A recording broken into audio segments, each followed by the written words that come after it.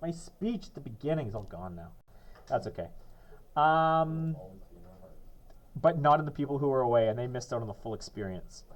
Accuracy versus precision. What is the difference? Do you know? When you think of things that are accurate, what does that mean to you? True? True to what? Yeah, Manuel? I feel like they're both focused, but precise is more fine. What do you mean? Like, precise is the more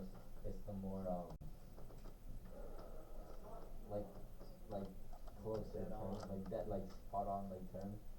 Well, there's a difference. Okay. What you're actually describing, Manuel, is accurate. I don't know who, you're wrong, but you're defining the term accuracy, which is where things can get confusing. Eric, was it you who defined accuracy for us?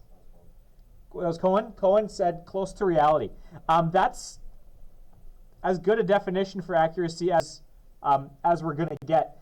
So let's write it in here. Accuracy is how close, when you're taking a measurement, accuracy is how close you get to the correct answer.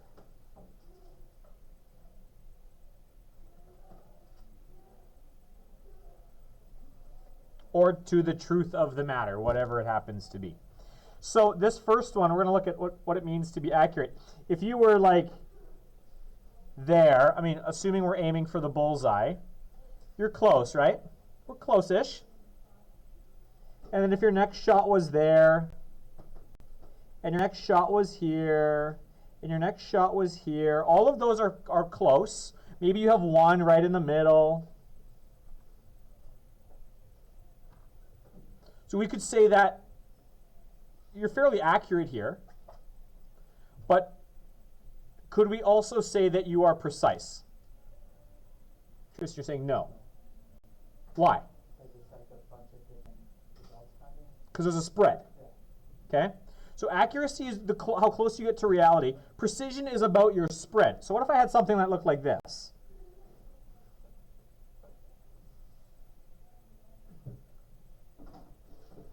Is this precise? Yeah, that grouping's pretty small. If you've ever been target shooting, that's pretty good. But is it accurate? Is it close to reality? No. So we've got, this is accuracy. I want to make sure I spell this with two C's. This is accurate. This is precise. Ultimately, what we want to do is we want to marry those two into actually getting good. We want to be precise, and we want to be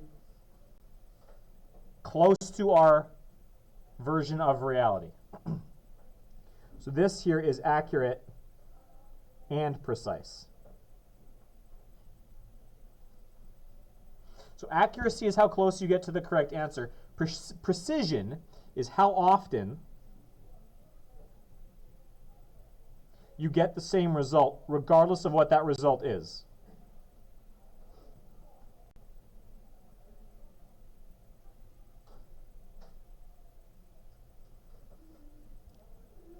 Which of those is more important? Who said that? Was that you again, Cohen? Why is precision more important? You're right. Well, it's how often you get the same result. So you could hang out here for every single shot. You're still a distance from what we would consider the bullseye to be. You're a ways from the truth of the matter. But why is precision better than accuracy?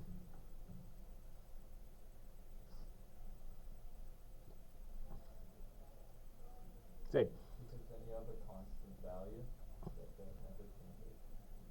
But why is that useful? Hands up if you've ever been to a firing range. Has anyone ever fired a gun? Or a bow, an arrow? Okay, so you've shot things at a target. What is better, to spread your shots all over the target and maybe get the bullseye once, or to be able to consistently hit the same spot even though the spot you're hitting isn't the bullseye? Sorry? Why?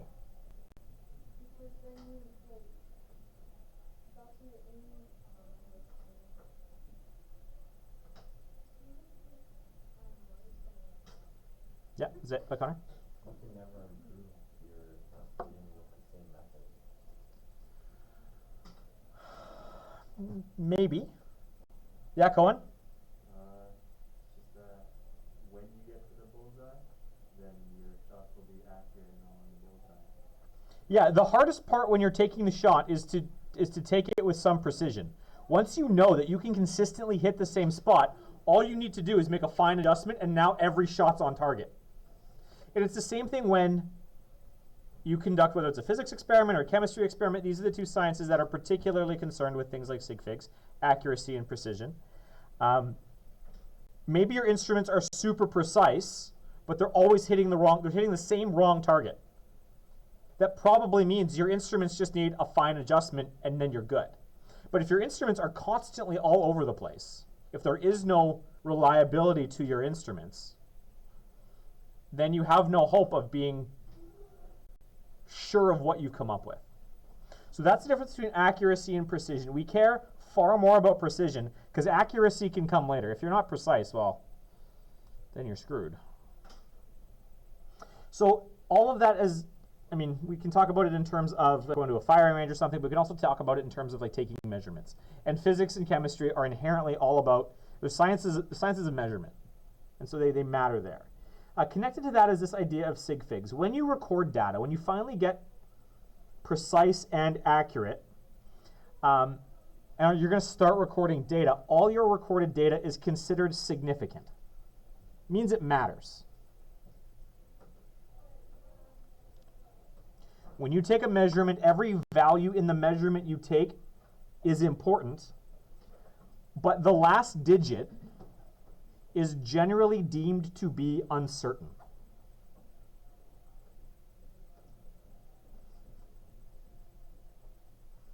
For example, here I am measuring the length of that box. How long is the box? Based on what you can see, how long is the box? The box. This box right here, from this side to this side. 19.7. I see 19.7. So you see 19.7. Who said 19.6? Okay.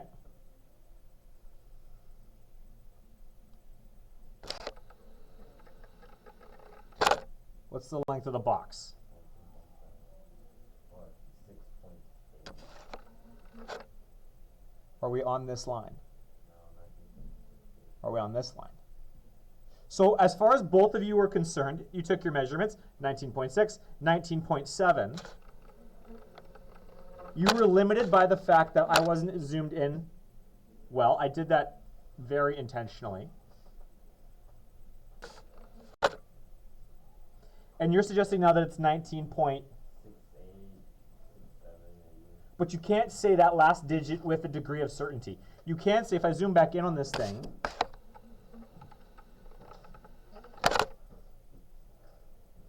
am I still good? Yeah. Are we more than halfway? Yeah, I'd say so. Yeah, we might be more than halfway. Maybe just more than halfway, which is why you're suggesting now we're here at 19.68. 19.67, 19.68. What you know for sure is it's not 19.7 and it's not 19.6. It's a little bit greater than that. But if we focused in on this side here, are we sure that the ruler was level? Like, was I perfectly level? I'm going to trust you. You're going to trust me? I wouldn't trust me. I wouldn't. I wouldn't even, like, if you're the one taking the measurement, the less you can trust yourself, actually the better off you're going to be here. So generally speaking, when we take a measurement, a measuring instrument generally has a precision of plus or minus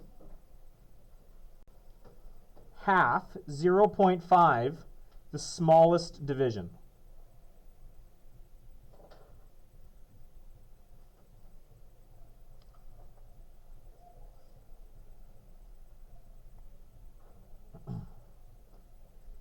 So,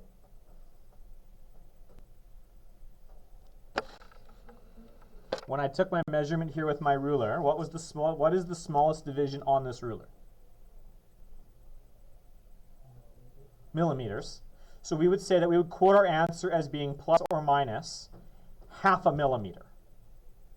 Is generally as good as we can. We can't get much better than that with a device like this. So if we're quoting our final answer, we would say, or our final measurement, I should say, we would say that this box has a length of, or the box length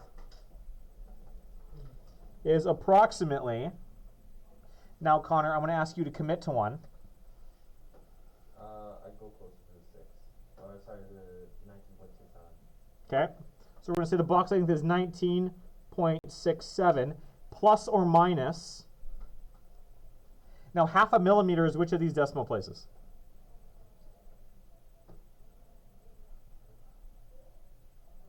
Sorry? Yeah, the 7. This where the 6 is, that's the number of millimeters, and the 7 is the fraction of a millimeter. So we're going to say here that this box is 19.67 plus or minus 0.05 centimeters.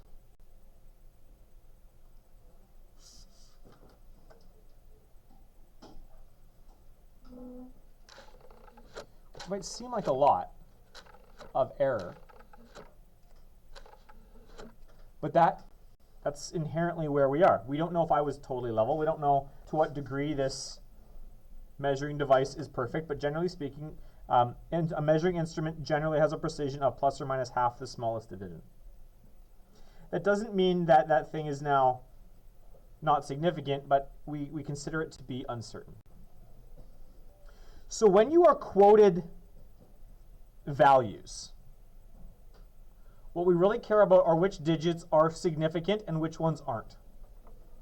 Where is the meaning behind what we've been given, and where can we be a little bit flexible? So here are the sig fig rules that we're going to go through right now. This box here on the left-hand side, we're going to look at here. So the first rule is this: all non-zero numbers in a measurement or a value that you are given are considered to be significant. So this number here, 321, has how many digits that we would consider to be significant? 3. Cool. Nice and easy. Non-zeros are significant. Number 2, zeros that occur in the middle of a number are significant. Or you can think of it another way: zeros that occur between, I'll write it this way, between sig figs are significant. So non-zero, we know non-zeros are significant. That's significant, that's significant, and any zero between a significant digit is also significant. So this number here, 1001, has how many significant digits? 4. Because the one is, that one is, and everything between them has to be. Third rule. In a non-decimal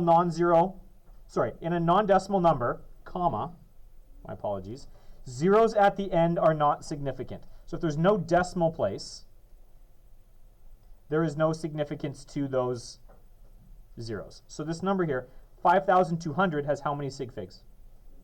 2. Number 4, in a decimal number, zeros to the left are not significant.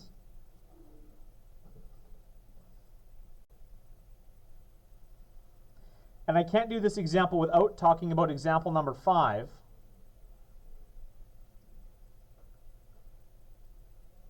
Oh, no, I can. So zeros to the left are not significant. So how many sig figs do I have here? 2. Actually, hold on. I need to double check that example before I screw that up.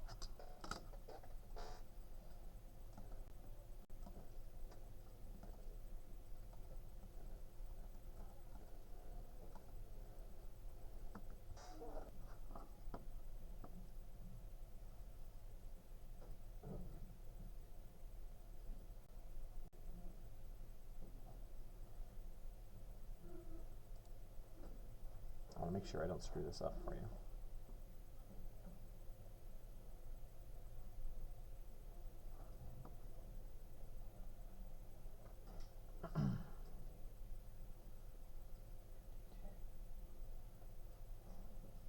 I think I screwed this up.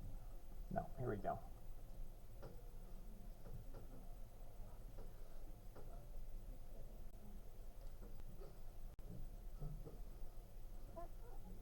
So this one has 2 sig figs.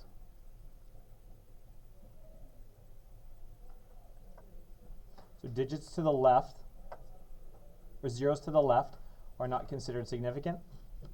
And in a decimal number, non-zero numbers to the right are considered to be significant. So I've got this guy here, 0.2500. Any zeros to the right are significant. This thing has 4 sig figs. Okay, so these are the rules for sig figs. So how many sig figs using these rules are in each of these?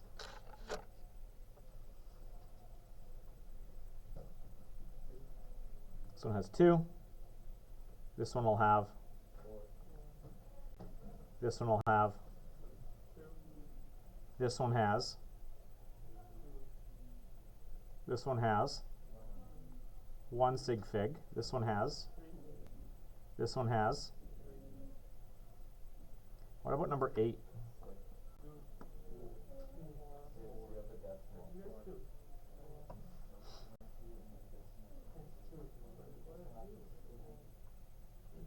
In a decimal number, zeros to the right of the decimal are zeros to the right of significant figs are significant.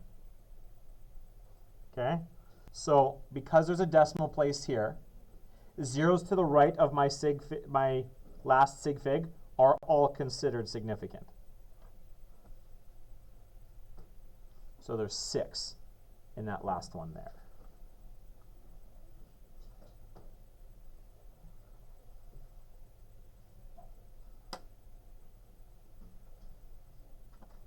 Okay, so we've got rules for multiplying and dividing. When multiplying or dividing numbers, our final answer is always rounded off to the least number of sig figs.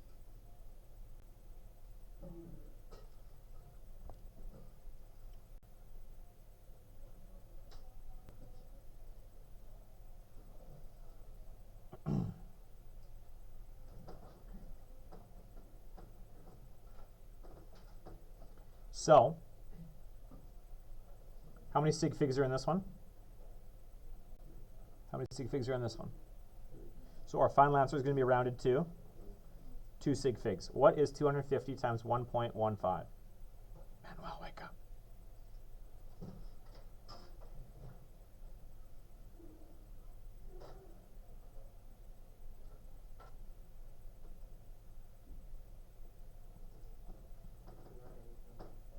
$287.5.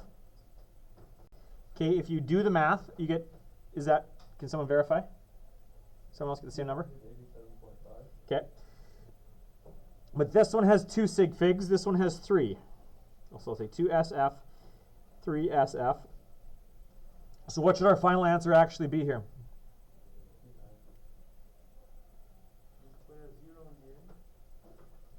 Sorry? How many sig figs are in this thing? Right now there's 4. We need to round it so that the number of sig figs in our answer is the same as the least number of sig figs we were given in the question. So there's only 2 sig figs here, so we can only have 2 sig figs here. So this number, 287.5, must be rounded to what value? 290.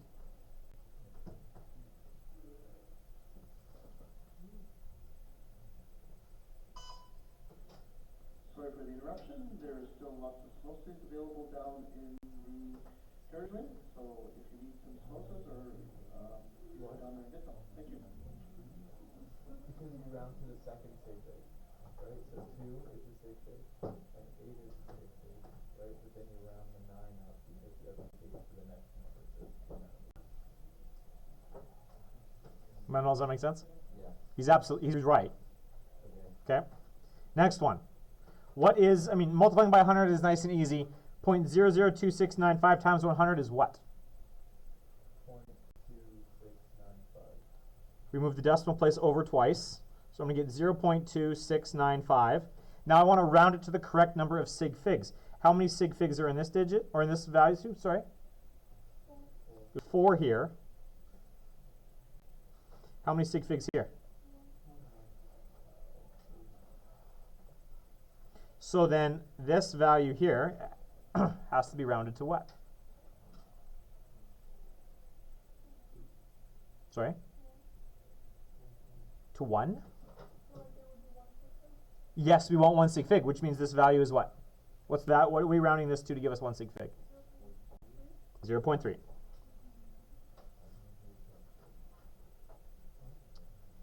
This last one here, 200 times 150. Sorry, 200.0 times 150 is what?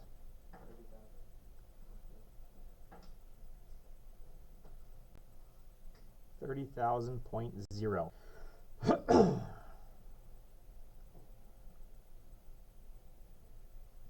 Sorry, you said 30,000?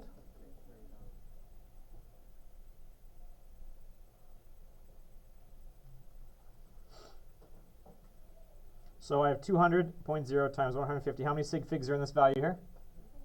There's 4 here. Because that decimal exists, all those zeros become significant. How many sig figs in 150? There's 2 there. How do I write 30,000 as a number with 2 sig figs?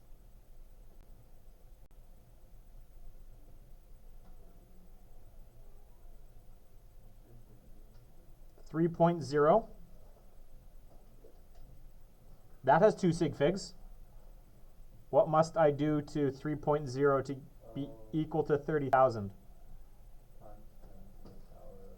Times 10 to the power of what? 4. So now not only is scientific notation useful for really big numbers and really small numbers, it's actually required when you're dealing with things like sig figs. Comments, questions, concerns for multiplication and division? Okay, then there's one set of operations we're going to look at now. Adding or subtracting sig figs. When adding or subtracting numbers, our final answer is always rounded to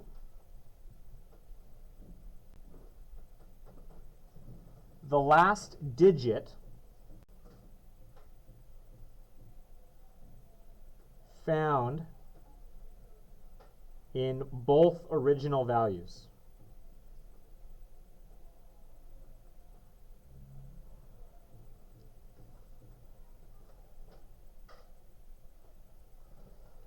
So now I've got 25 plus 57.65. I want to add these together, and I want to round it to the correct number of significant figures. What's 25 plus 57.65? 82.65, okay? Now, adding and subtracting, we care less about the number of sig figs. We care more about the last digit found in both values. So this one has a tens and a ones. This one has a tens, a ones, a tenths, and a thousandths. The smallest, or the least digit in both of these is in the ones column. So this final answer needs to be rounded to the nearest 1. So that's going to make this thing 83.